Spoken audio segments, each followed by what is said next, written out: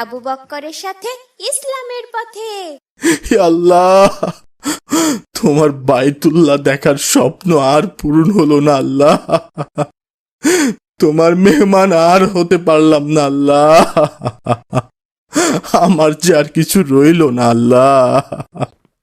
আবু বকরের মা, আবু বকরের মা, কোথায় গেলে? আসসালামু আলাইকুম। ওয়ালাইকুম আসসালাম। এসো এসো, দেখো তোমার জন্য উপহার এনেছি। তা কি উপহার এনেছেন? এই দেখো, এটাই তোমার উপহার। এত টাকা কোথায় পেলেন? আর এত টাকা দিয়েই বা কি হবে? আল্লাহ চাইলে এই বছর তুমি আর আমি পবিত্র হজ পালনের জন্য যাচ্ছি ইনশাল্লাহ। সত্যি? সত্যি আমরা হজে যাচ্ছি? হ্যাঁ গো, সত্যি হজে যাওয়ার নিয়ত করেছি। বাকিটা আল্লাহ কবুল করলেই হবে। আলহামদুলিল্লাহ। কিন্তু আপনি এত টাকা কোথায় পেলেন? হজে যেতে তো অনেক টাকার ব্যাপার। যেদিন থেকে চাকুরিতে জয়েন করেছি সেই মাস থেকেই কিছু কিছু টাকা জমানো শুরু করেছিলাম। তারপর গত মাসে অগ্রিম পেনশনের টাকার জন্য আবেদন করি। গতকাল অফিস সেটা অ্যাকসেপ্ট করেছে। ব্যাস, হয়ে গেল। আলহামদুলিল্লাহ। আমার কতদিনের স্বপ্ন আল্লাহর মেহমান হব। হাজিরা তো আল্লাহর মেহমান। সে তো আমারও স্বপ্ন। আজ থেকে আনন্দে আর ঘুমই হবে না। তুমি টাকাগুলো যত্ন করে রেখে দাও। 2-1 দিনের ভেতরে হজ এজেন্সিতে যেয়ে জমা দিয়ে আসবো। হে আল্লাহ, আপনি আমাদের আপনার মেহমান হিসেবে কবুল করুন। আসেন ভাইজান, আসেন, আপনার জন্যই অপেক্ষা করছি। আসসালামু আলাইকুম, কেমন আছেন? ওয়ালাইকুম আসসালাম। আলহামদুলিল্লাহ, বসেন। তা ভাইজান, সব টাকা পয়সা এনেছেন তো? জি, আমার সারা জীবনে একটু একটু করে জমানো টাকা সব এনেছি ভাইজান।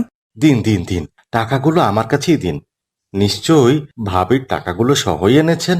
হ্যাঁ ভাই, সব ব্যবস্থা করে রেখেছি, শুধু টাকাটা জমা হলেই ব্যবস্থা হয়ে যাবে। আমার অনেক কষ্টে জমানো টাকা, দয়া করে সব ঠিকঠাক করে করে দেবেন ভাইজান, আমরা যেন হজে যেতে পারি। সে আপনাকে ভাবতে হবে না, সব দায়িত্ব এখন আমার। আপনি এখান থেকে বাসায় গিয়ে নাকে তেল দিয়ে ঘুমান। যাওয়ার 7 দিন আগে আপনাকে কল দিয়ে বাকি সব কিছু জানিয়ে দেব। নিশ্চয় নিশ্চয়, ঠিক আছে, আজ উঠি ভাইজান। আসসালামু আলাইকুম। ওয়ালাইকুম আসসালাম। বাবা আবু বকর, আসসালামু আলাইকুম বাবা। ওয়ালাইকুম আসসালাম। আমরা হজে যাচ্ছি, তোমার একা থাকতে হবে। তোমার নাকি মন খারাপ? না, মানে আসলে বুঝেছি বাবা, প্রত্যেক সামর্থ্যবান মুসলমানের জন্য হজ একটি ফরজ ইবাদত। ঈমান, নামাজ, যাকাত ও রোজার পরেই হজের স্থান। আমাদের নবী হযরত মুহাম্মদ সাল্লাল্লাহু আলাইহি ওয়াসাল্লাম বলেছেন, তোমরা ফরজ হজ আদায়ে বিলম্ব করো না। তাছাড়া হজকে অস্বীকার করলে সে কাফির হয়ে যাবে। রাসূল সাল্লাল্লাহু আলাইহি ওয়াসাল্লাম বলেছেন, সামর্থ্যবান হওয়া সত্ত্বেও যে হজ না করে মারা যায়, সে ইহুদি হয়ে মারা যাক বা খ্রিস্টান হয়ে মারা যাক, তাতে আমার কোনো পরোয়া নেই। তাহলে তো বাবা, হজ সামর্থ্যবান সবার জন্য অনেক গুরুত্বপূর্ণ ইবাদত। হ্যাঁ বাবা, যদি কোনো ব্যক্তি আল্লাহর সন্তুষ্টির জন্য সব নিয়ম সঠিকভাবে মেনে হজ আদায় করে, সে সদ্য ভূমিষ্ঠ হওয়া শিশুর মতো নিষ্পাপ হয়ে যায়। মকবুল হজের প্রতিদান তো জান্নাত বাবা। তাহলে তো বাবা, হজ অনেক ফজিলতপূর্ণ ইবাদত। হ্যাঁ বাবা, এইবার চলো রাতের খাবার খেয়ে নেই। ঠিক আছে বাবা, ইনশাল্লাহ। আসসালামু আলাইকুম ভাইজান, কেমন আছেন? ওয়ালাইকুম আসসালাম। আলহামদুলিল্লাহ, আপনি কেমন আছেন ভাইজান? আলহামদুলিল্লাহ। শুনলাম ভাইজান নাকি হজে যাচ্ছেন। হ্যাঁ ভাই, নিয়ত করেছি, বাকিটা আল্লাহ কবুল করলেই হয়। আমিও তো নিয়ত করেছি ভাই। বোঝেন তো, হজ করলে ব্যবসা পাতিও ভালো চলবে। হাজী সাহেব শুনলে তো সবাই বিশ্বাস করে, আলাদা সম্মান করে। নামের আগে আলহাজ বসবে, কত সম্মান। ভালো সিদ্ধান্ত নিয়েছি না ভাইজান? আপনার ব্যবসা যেন ভালো হয় সেই নিয়ে তো হজ করতে যাচ্ছেন। মানুষের কাছে নিজের সম্মান বাড়াতে হজ করতে যাচ্ছেন। এটা তো লোক দেখানো ইবাদত হয়ে যাবে ভাইজান। আল্লাহ লোক দেখানো ইবাদত পছন্দ করেন না। এত টাকা পয়সা খরচ করে হজ করব আর সম্মানের কথা চিন্তা করব না? সম্মান তো আল্লাহ দিবেন। আমাদের সব ইবাদত একমাত্র আল্লাহকে খুশি করার জন্য হওয়া উচিত। আপনাকে সবাই হাজি বলবে, দুনিয়ায় আপনার সম্মান বেড়ে যাবে, এটা নিয়ত করে হজ করলে সেটা হবে লোক দেখানো ইবাদত। রাসূল সাল্লাল্লাহু আলাইহি সাল্লাম লোক দেখানো ইবাদত মোটেও পছন্দ করতেন না। তিনি এটাকে বলেছেন শিরকে আকবার। তাই আমাদের হজ করা উচিত শুধু আল্লাহর সন্তুষ্টির জন্য। না হলে ভাইজান, এত টাকা পয়সা খরচ করে হজটাই হয়তো কবুল হবে না। ধন্যবাদ আপনাকে এত সুন্দর করে বুঝিয়ে বলার জন্য। ঠিক আছে ভাইজান, আপনি আমাকে কিছু ফল দিন। জি জি জি, এখনই দিচ্ছি। আবু বকরের মা, আমি একটু হজ এজেন্সিতে যাচ্ছি। এখন হঠাৎ হজ এজেন্সিতে কেন? হজের যাত্রার তো আর বেশি দিন সময় নেই, কিন্তু ওদেরকে টাকা দিয়ে আসার পর থেকে তো আর কোনো খোঁজ নেই। 2 দিন যাবৎ কল দিচ্ছি, কিন্তু ফোন বন্ধ দেখাচ্ছে, তাই একটু খোঁজ খবর নিতে যাই। ও আচ্ছা, ঠিক আছে। আসসালামু আলাইকুম। ওয়ালাইকুম আসসালাম। কি ব্যাপার, তালা কেন? রুমটি ভাড়া দেওয়া হবে অফিসের জন্য, মানে কি? তাহলে আমাদের হজ এজেন্সির সেই লোক কোথায়? কি ব্যাপার, কি চাচ্ছেন? অফিস ভাড়া নেবেন? আসসালামু আলাইকুম ভাইজান। না মানে এখানে হজ এজেন্সির অফিস ছিল না?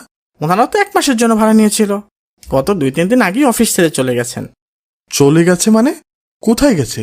সেটা তো জানি না, তবে আপনার মতো আরো কয়েকজন এসেছিল, তারা নাকি হজের টাকা জমা দিয়েছে। সবাই বলা বলি করছে এটা নাকি ভুয়া হজ এজেন্সি, সবার টাকা পয়সা নিয়ে পালিয়ে গেছে। কি বলছেন আপনি? আপনি সত্যি বলছেন? হে আল্লাহ, হে আমার কি হলো? আমাদের সব শেষ হয়ে গেল আবু বকরের মা, আমাদের সব শেষ হয়ে গেল, সারা জীবনের সব স্বপ্ন শেষ। কি হয়েছে? আপনি শান্ত হন, বসুন আগে। আমাদের হজের সব টাকা নিয়ে পালিয়ে গেছে। পালিয়ে গেছে মানে? কে পালিয়ে গেছে?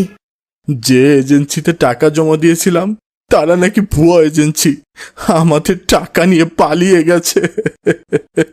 হে আল্লাহ, তোমার বাইতুল্লাহ দেখার স্বপ্ন আর পূরণ হলো না আল্লাহ, তোমার মেহমান আর হতে পারলাম না আল্লাহ, আমার যে আর কিছু রইল না আল্লাহ। ধৈর্য ধরুন, নিশ্চয়ই আল্লাহ ধৈর্যশীলদের সাথেই আছেন। চলুন, খাবার খেয়ে নিন। আগামী পরশু হজের শেষ ফ্লাইটটাও চলে যাবে আবু বকরের মা, আমার আর আল্লাহর ঘর তাওয়াফ করা হলো না। কত বছরের স্বপ্ন, আল্লাহর মেহমান হয়ে তার ঘর তাওয়াফ করব, প্রিয় নবীর রওজা জিয়ারত করব, সব শেষ হয়ে গেল গো, সব শেষ হয়ে গেল। ধৈর্য ধরুন, আল্লাহ উত্তম পরিকল্পনাকারী। একটা করে হজের ফ্লাইট চলে যাচ্ছে, আর আমার বুকের ভেতরে হু হু করে কান্না আসছে আবু বকরের মা।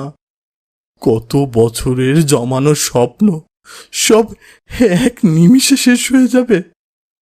হে আল্লাহ, আপনি তো মহান, আপনার বাইতুল্লাহর মেহমান না বানিয়ে আমাকে মৃত্যু দিয়েন না আল্লাহ, আপনার রসুলের কবর জিয়ারত না করিয়ে আমাকে মৃত্যু দিয়েন না আল্লাহ। আসসালামু আলাইকুম বাবা। ওয়ালাইকুম আসসালাম। কিছু বলবে বাবা? বাবা, একজন লোক এসেছেন, তোমার সাথে দেখা করতে চাচ্ছেন।